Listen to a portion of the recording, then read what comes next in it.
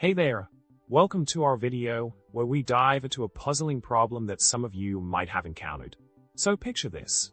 You're trying to connect to localhost 3690 or 127.0.0.1:3690, but all you get is a frustrating message saying, no IP address found in request.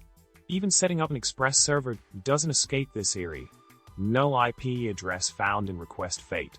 And to add to the mystery, using your public IP or domain works just fine, regardless of whether Nginx is running or not. Quite a head-scratcher, right? Now, on to the solution that will bring light to this enigma. It seems that the culprit might be Nginx acting up in a weird way. To unravel this mystery, all you need to do is a simple tweak.